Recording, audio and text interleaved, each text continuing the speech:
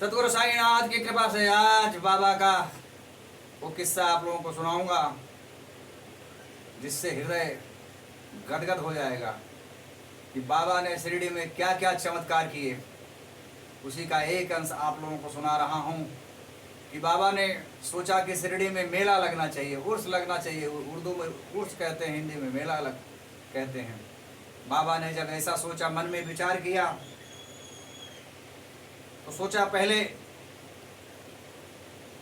किसको प्रेरणा दी जाए, किससे ये काम करवाया जाए, किस किस को शामिल करवाया जाए। तो उनके मन में विचार आया। तब उस समय कोपर गांव में श्री गोपाल राव गुंड नाम के एक इंस्पेक्टर थे। क्या थे? इंस्पेक्टर थे। वह बाबा के परम भक्त थे। उनके पास बहुत धन दौलत थी और साथ साथ 3 स्त्रियां थी। क्यों बाबा जी? सही ना? हाँ, बाबा जी कह रहे हैं सही। लेकिन संतान पुत्र नहीं हो रहा था। बाबा के शरण में आए, बाबा जी की कृपा से उन्हें एक संतान पुत्र रत्न की प्राप्ति हुई। और सन 1817 में, नहीं भाई ये गलत भी है,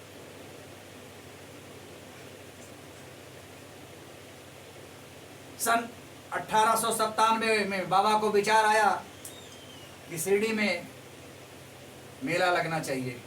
जिस मेले की मैं बात कर रहा हूं, उन्होंने यह विचार अपने शिरडी के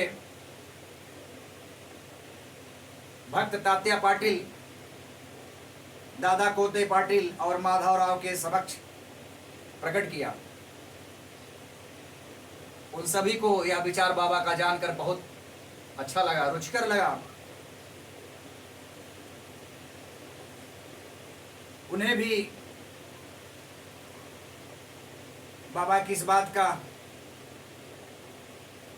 कि बाबा जी मेला लगवाना चाहते हैं आनंद हुआ।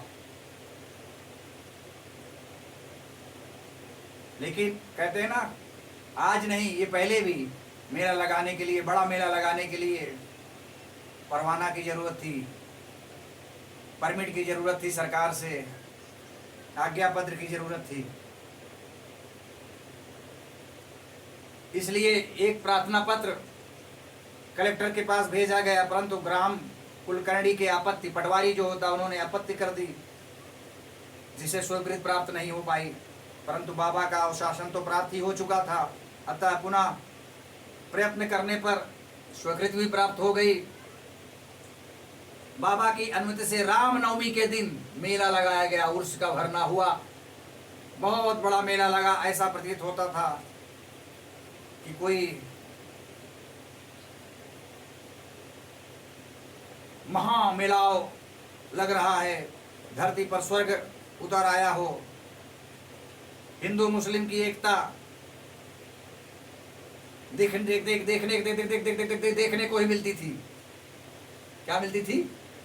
ये अभी आप जो मुझे बोले होंगे कि देखा देती थी, तो ये भीड़ में, अभी बाबा, मैं भी उस भीड़ में था, तो ऐसा मुझे धक्का लगा उस मेले में। इस तरह से मुझे ऐसा प्रतीत हुआ, मैं खो गया एकदम। तो मुझे शब्द ही आगे, मेरा शब्द ही नहीं जा रहा था। इस तरह से ध्येय मेले का पूर्ण हुआ। प्रथम बाधा तो किसी प्रकार हल हुई। अब द्वितीय कठिनाई जल के अभाव की उपस्थिति हुई। शिरडी तो एक छोटा सा ग्राम था और पूर्व काल से ही वहां जल की समस्या थी, जल का अभाव था। गांव में केवल 2 ही कुएं थे, जिनमें से एक तो प्राय सूख जाया करता था और दूसरे का पानी खारा था। बाबा ने उसमें फूल डालकर उस खारे जल को मीठा बना दिया, लेकिन ये कुएं का जल कितने लोगों को पर्याप्त हो सकता था। इसलिए तात्या पाटिल ने बाहर से जल मंगवाने का प्रबंध किया। लकड़ी व बांसों की कच्ची दुकानें बनाई गईं तथा कुश्तियों का भी आयोजन किया गया। गोपाल राव कुंड के एक मित्र दामू अड़ा कासार अहमदनगर में रहते थे। वे भी संतानहीन होने के कारण दुखी थे। श्री साईं बाबा की कृपा से उन्हें भी एक पुत्र रत्न की प्राप्ति हुई। श्री गुंड ने उनसे एक ध्वज देने को कहा। एक ध्वज जागीरदार श्री नाना साहेब निमुड़कर ने दिया। ये दोनों बड़े ध्वज समारोह के साथ गांव में से बाहर निकाले गए और अंत में उन्होंने मस्जिद में, जिसे बाबा द्वारिका माई के नाम से पुकारते थे, उसके कोनों में जा करके फहरा दिया। यह कार्यक्रम आज भी पूर्ववत अभी तक चल रहा है, जैसा बाबा ने शुरू किया था। बोलो शिरडी के साईं नाथ महाराज की जय।